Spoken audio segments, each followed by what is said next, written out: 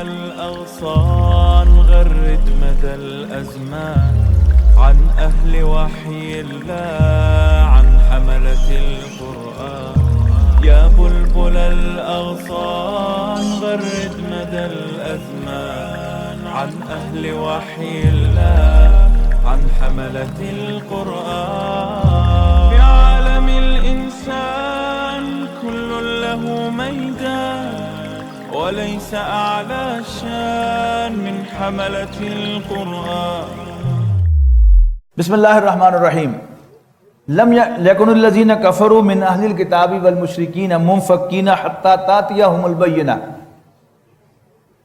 ہرگز نہ تھے وہ لوگ کہ جنہوں نے کفر کیا یعنی کافر من اہل الکتاب والمشرکین، خواہ وہ اہل کتاب میں سے ہو یا مشرکوں میں سے.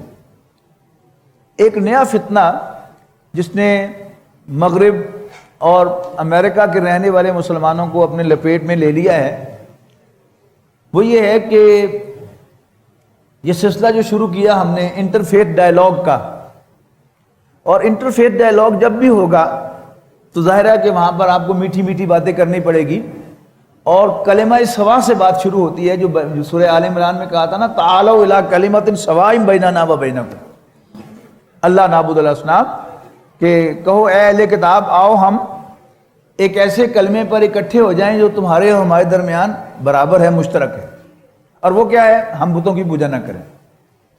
تو جب بھی کوئی انٹرفیتھ ڈائلاگ ہوگا، یا اس کے لیے ایک نئی اصطلاح بھی آئی ہے کہ وہ اگر استعمال کی جائے گی تو اس محفل میں کیا ہوگا؟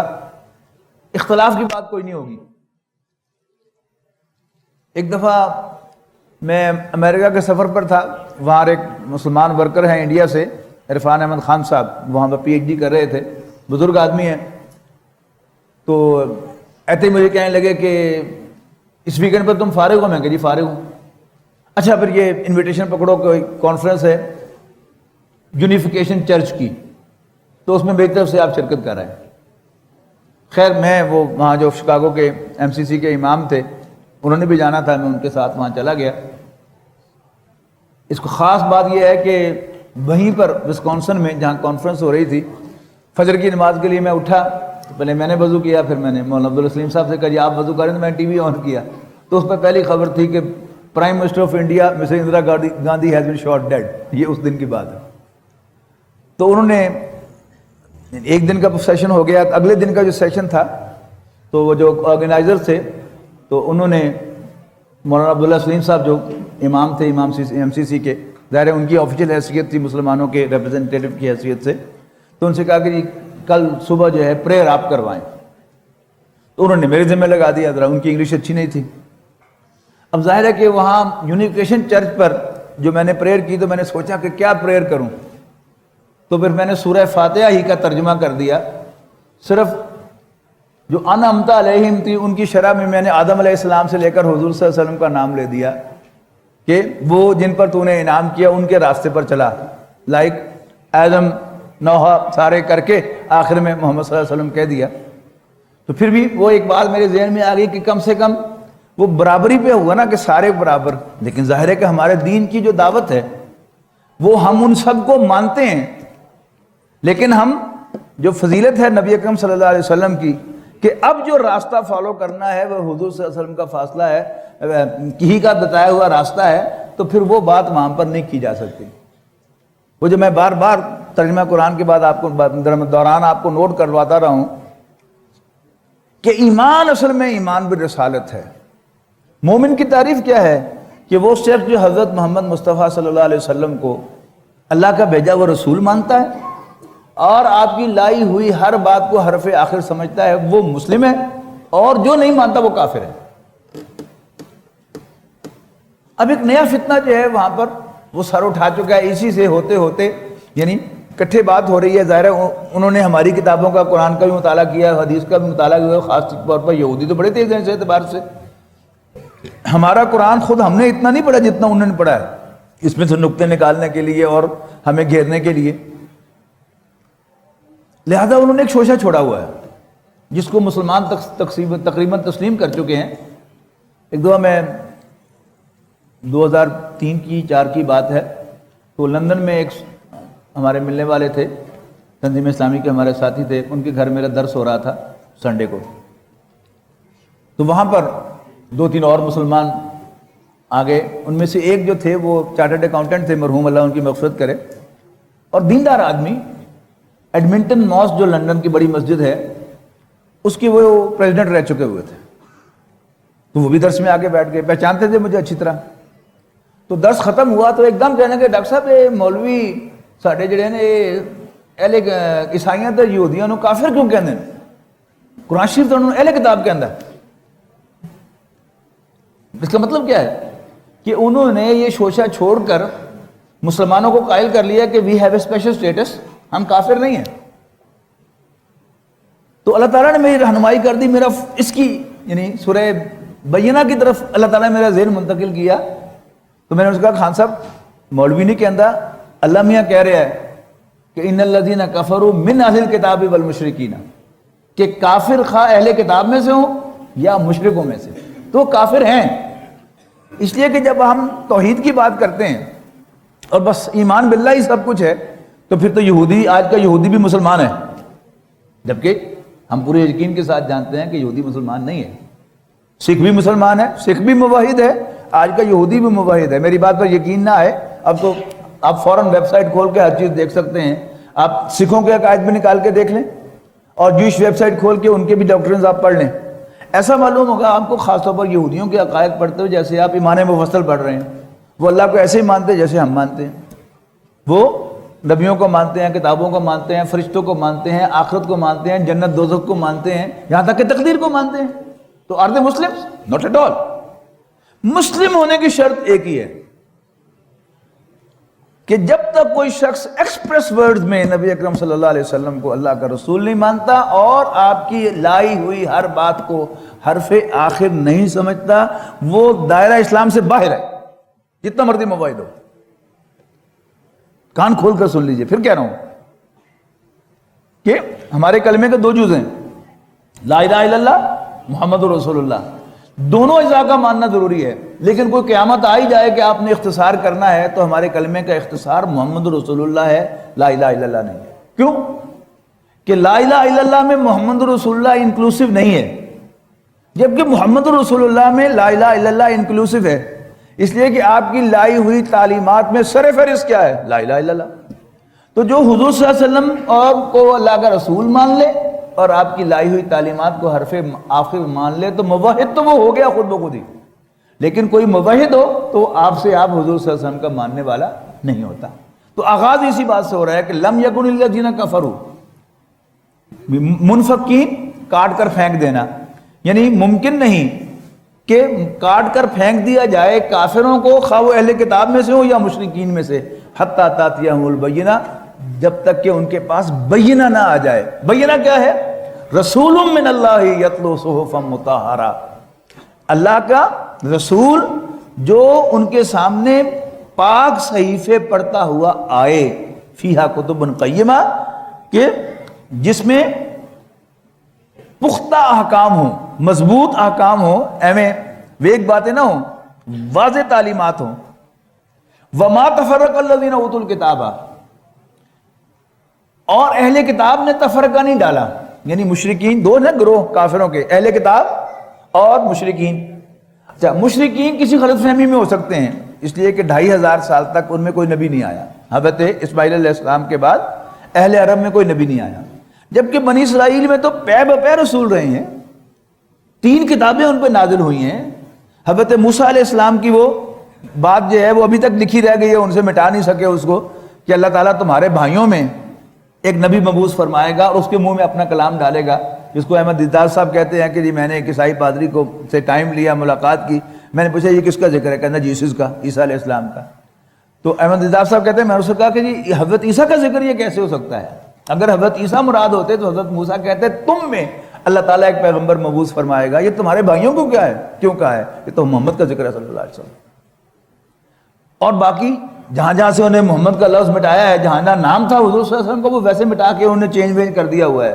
وہ بھی احمد دیدار صاحب نے پرانے نسخے نکال کر کے فلانے ایڈیشن میں یہ لفظ ہے، پھر تم نے یہ بدلا ہے، پھر تم نے یہ بدلا ہے، وہ سب بھی انہوں نے کھول کے ان کے سامنے رکھا ہے۔ تو اہل کتاب تو with a clear mind, clarity کے ساتھ حضور صلی اللہ علیہ وسلم کو اللہ کا رسول پہچان کر انکار کر رہے ہیں.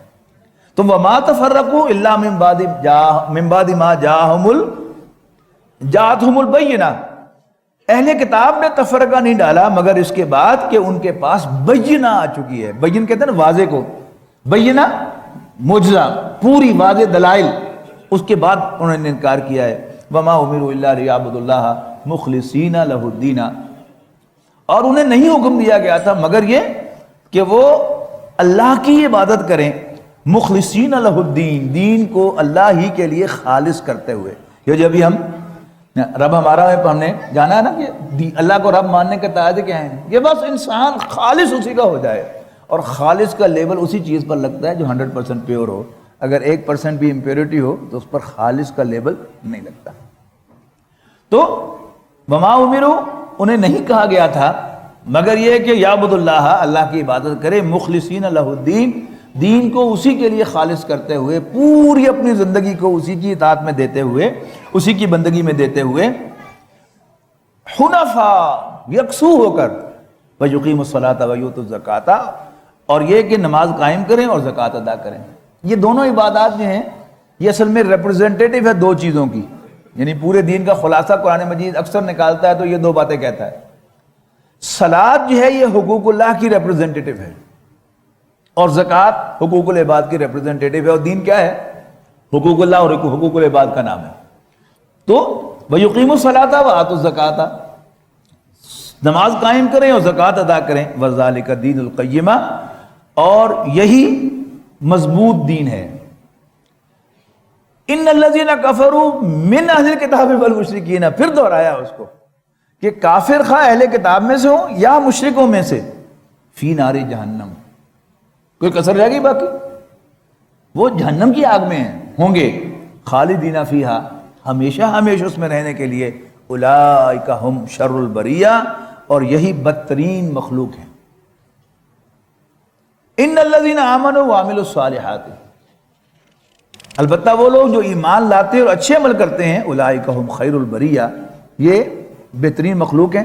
جزاؤہم عند ربہم جنات عدن، ان کا بدلہ ان کے رب کے پاس ہمیشہ ہمیشہ کے باغات ہیں، تجری من تحتہا الانہار، جن کے نیچے نہریں بہتی ہوں گی، خالدین فیہا ابدا، ہمیشہ ہمیشہ ان میں رہنے کے لیے. یہ میں وضاحت کر چکا ہوں کہ بہترین گھر جس کا ہم تصور کرتے ہیں وہ کیا ہے؟ باغیچوں میں گھرا ہوا ہو، یعنی مینشن ہو، آگے باغیچہ، پیچھے دائیں بائیں، اور پھر نیچے کوئی واٹر سائیڈ ہو، کوئی جھیل ہو، یا نہر کے کنارے ہو، دریا کے کنارے ہو، سی سائیڈ پر ہو، تو وہ کیا ہے؟ وہ بہترین گھر ہے.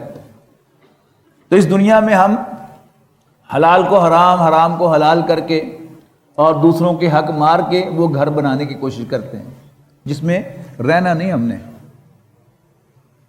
ہمارے بچے ہمیں چارپائی پر ڈال کر وہاں سے نکال کے مٹی میں دفن کر کے آئے. اللہ تعالیٰ بار بار یقین دہانے کھلاتا ہے، تم میرے بندے بن جاؤ، میرے لیے کام کرو، میرے وفادار بن جاؤ، میں تمہیں وہ گھر دوں گا، دی اپارٹمنٹس آف یور چوائس، جن کے نیچے نہریں بہتی ہوں گی، اور خالدین فیہا، ہمیشہ ہمیشہ ان میں رہنے کے لیے. ابدا رضی اللہ عنہم ورضوا عنہ، آن ٹاپ آف دیٹ کیا ہوگا؟ اللہ ان سے راضی ہوگا، وہ اللہ سے راضی ہوگا. یہ جو 3 سٹیپ ہیں اللہ تعالیٰ کی نعمتوں کے، پہلے کیا ہے؟ یہ دنیاوی نوعیت کی نعمتیں ہیں، اور جب آپ اس کا دنیاوی پوائنٹ آف ویو سے حساب لگاتے ہیں تو معلوم ہوتا ہے کہ دنیا کی نعمتیں ان کے مقابلے میں کچھ بھی نہیں ہیں. لیکن وہ کیا ہے؟ وہ جنت کا نزل ہے، ابتدائی مہمان نوازی ہے. جیسے آتے ہی سردی کے موسم میں آپ اپنے مہمان کے لیے ہیٹر آن کرتے ہیں، کافی پلاتے ہیں، گرمی میں آتا ہے تو شربت پلاتے ہیں اور اے سی آن کرتے ہیں. تو یہ نزل ہے. اللہ تعالیٰ کی ضیافت کیا ہے کہ اللہ تعالیٰ کہے گا میں تم سے راضی ہوں. جب اللہ تعالیٰ کی طرف سے یہ بات کہی جائے گی تو وہ ساری پچھلی نعمتیں جو ہیں اس کے معنی میں زیرو معلوم ہوں. اور پھر اس ضیافت کی بھی ایک سویٹ ڈش ہے، اور وہ اللہ تعالیٰ کا دیدار ہے. وی ہیو نو آئیڈیا کہ وہ دیدار کیا ہوگا، لیکن جب اللہ تعالیٰ کا دیدار ہوگا تو معلوم ہوگا کہ وہ باقی سب کچھ بھی نہیں تھا. تو رضی اللہ عنہم ورضوا عنہ، اللہ ان سے راضی ہوگا، وہ اللہ سے راضی ہوں گے. ذالک لمن خشی ربہ، اور یہ اس کے لیے ہوگا جو اللہ سے ڈرے گا. اللہ سے ڈرنا یہ نہ کوئی عیب ہے، نہ گالی ہے، نہ اس میں انسان کی گھٹتی ہے، بلکہ نبی اکرم صلی اللہ علیہ وسلم نے تو فرمایا کہ الکیس من دانا نفسہ وعمل لما بعد الموت. ہوشیار چالاک سیاڑا، یعنی ہوشیار چالاک سیاڑے کے معنوں میں بڑا ہوشیار آدمی ہے، یعنی بڑا سیاڑا آدمی ہے اور کام کو یعنی مقصد کا کام کرتا ہے. تو حضور کیا فرما رہے ہیں؟ الکیس، چالاک ہوشیار سیاڑا وہ ہے من دانا نفسہ، جو اپنے نفس کو لگام دیتا ہے، وہ عمل لما بعد الموت، اور موت کے بعد کے لیے کام کرتا ہے. دانائی، حکمت، سیاڑا پن وہ کیا ہے؟ راس الحکمت مخافت اللہ. حکمت و دانائی کی کلائمیکس جو ہے وہ اللہ کا خوف ہے. کوئی شخص کتنا مرضی انٹلیکچوئل ہو لیکن اگر اللہ سے نہیں ڈرتا تو سیاڑا نہیں ہے، وہ پاگل ہے، مت ماریے اس کی. سیاڑا وہ ہے جو اللہ تعالیٰ سے ڈرتا ہے. ذالک لمن خشی ربہ، تو یہ اس کے لیے ہوگا جو اللہ سے ڈرے گا. اللہ تعالیٰ ہمیں ان میں شامل فرمائے. وَلَقَدْ يَسَّرْنَا